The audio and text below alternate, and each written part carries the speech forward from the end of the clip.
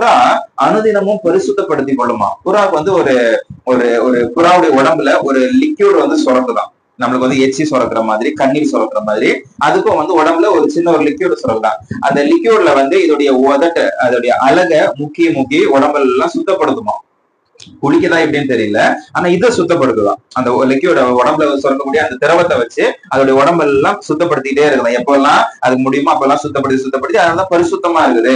தேவ ஆவியானவர் புறாவை போல அவர் மேல் இறங்கினார் அப்படின்ட்டு வசனம் சொல்லுது. அப்போ ஆவியானவர் வந்து பரிசுத்த ஆவியானவர். இந்த ஆவியானவருக்கு சிம்பிளா இந்த புறாவை சொல்லியிருக்கிறாங்க. ஏன் அப்படின்னு, இந்த புறா வந்து தன்னை பரிசுத்தப்படுத்திக்கிட்டே இருக்கும், தன்னுடைய உடம்ப வந்து கிளீன் பண்ணி அது பரிசுத்தமா வச்சுக்கும் அப்படின்ட்டு. சோ இன்றைக்கு நம்மளுக்கு அனுதின பரிசுத்தம் அப்படின்றது ரொம்ப ரொம்ப அவசியம். ஏன்னா நம்ம வந்து சர்ச்சுக்குள்ளேயே இருக்கிறது கிடையாது, நம்ம வீட்டுக்குள்ளேயே இருக்கிறது கிடையாது. சர்ச்சை விட்டு வெளியே போறோம், வீட்டை விட்டு வெளியே போறோம், டெய்லி மொபைல் பாக்குறோம், டெய்லி போகும்போது ஊர்ல தெருவுல 4 பேரை பாக்குறோம், 4 பேர்கிட்ட பேசுறோம், ரட்சிக்கப்படாதவங்க கிட்ட பேசுறோம், அவிசுவாசிகள்கிட்ட பேசுறோம். இதெல்லாம் பேசி எடுத்து நம்ம வீட்டுக்கு வரும்பொழுது நம்ம எனர்ஜி வந்து ரொம்ப டவுன் ஆயிருக்கும். ஏன் அப்படின்னா எல்லாருமே நம்மள மாதிரி நம்பிக்கையா பேச மாட்டாங்க. நம்மளுக்கு வீடு இல்ல, சொந்த வீடு இல்ல அப்படின்னா, என்ன ஒரு வீடு இல்லையாடா, ஒரு வீடு கூட வாங்கலையா, இத்தனை வருஷமா வேலை பார்த்து வீடு கூட வாங்கலையா அப்படின்னு கேட்டுட்டே இருக்கும்போது நம்மளுக்கே வந்து அந்த வார்த்தை நம்ம மேல படும்போது நம்மளுக்கே ஒரு டவுன் ஆயிடும். சார் நம்மளும் வீடு இல்லாம இருக்கிறோம் பாத்தீங்களா, அது வரைக்கும் நம்ம வீட்டை பத்தி நினைச்சிருக்கவே மாட்டோம். நான் பாட்டுக்கு வாடகை வீட்டுல இருந்து போயிடலாமே போயிருப்போம். இவன் சொன்னதுக்கு அப்புறமேட்டு நம்மளுக்கு ஒரு மாதிரி நம்மளுக்கு வீடு இல்லை பாத்தியா, ஒரு பைக்கு கூட இல்லையா, ஒரு கார் கூட இல்ல, ஒண்ணுமே இல்லையான்னு கேட்கும்போது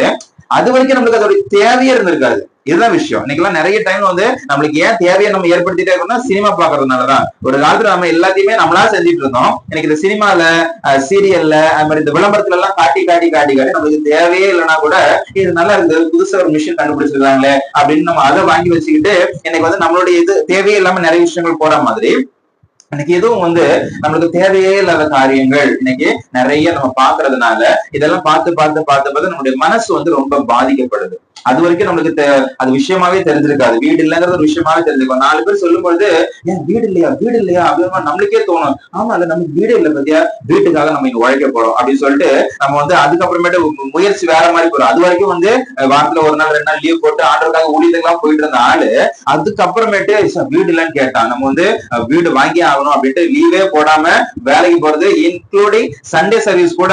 ஆனா இன்னைக்கு அப்படிதான் இருக்குது. நம்மளுக்கு அதெல்லாம் வந்து ஆண்டவர் தருவார், நமக்கு தேவையா இருக்கும்போது அதெல்லாம் ஆட்டோமேட்டிக்கா தந்துட்டே இருப்பாரு. ஆனா நம்ம அதையே போக்கஸ் பண்ணிட்டு சம்பாதிக்கணும், அதை பண்ணணும், இதை பண்ணிட்டு அதுக்கே நம்ம ஓடிட்டு இருக்கும்போது நம்முடைய இம்பார்ட்டன்ஸ் எது, நம்ம எதுக்காக பிடிக்கப்படும், எதுக்காக ஆண்டவர் நம்ம அழைச்சிருக்காரு அப்படின்றதையும் மறந்து போய் இன்னைக்கு நம்ம ஓடிக்கிட்டு இருக்கக்கூடியதா இருக்குது. அதனால நம்முடைய அனுதின பரிசுத்தம் அப்படின்றது ரொம்ப தேவை.